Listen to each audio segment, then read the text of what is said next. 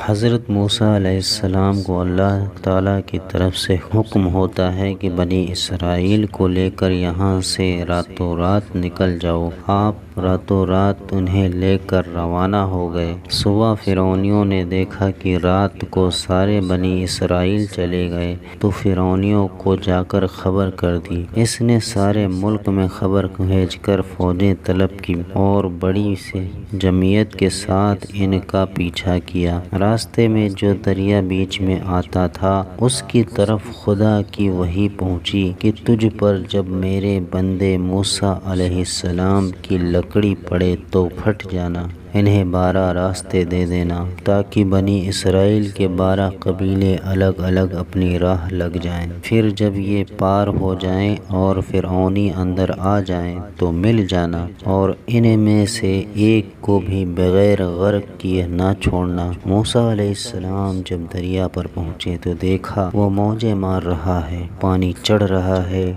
شور اٹھ رہا ہے تو گھبرا گئے اور لکڑی مارنا بھول گئے۔ اتنے میں فرعون کا لشکر بنی اسرائیل کے قریب آ پہنچا۔ یہ گھبرا گئے اور موسیٰ علیہ السلام سے کہنے لگے، اے موسیٰ، ہم تو پکڑے گئے، اب آپ وہ کیجئے جو خدا کا آپ سے حکم ہوا ہے۔ یقیناً نہ تو خدا جھوٹا ہے اور نہ تو آپ جھوٹے ہیں۔ آپ نے فرمایا کہ مجھے حکم دیا گیا تھا کہ جب تو دریا پر پہنچ جائے تو خدا تجھے 12 راستے دے دے گا تو ادھر سے گزر جانا۔ اسی وقت یاد آ گیا کہ لکڑی مارنے کا حکم دیا گیا ہے، چنانچہ لکڑی ماری اور ادھر فرعونی لشکر اول حصہ بنی اسرائیل کے آخری حصے کے قریب آ چکا تھا۔ دریا خشک ہو گیا اور اس میں 12 راستے ہو گئے اور آپ اپنی قوم کو لے کر بے خطر اتر پڑے اور دریا رواں اور آرام کے ساتھ جانے لگے۔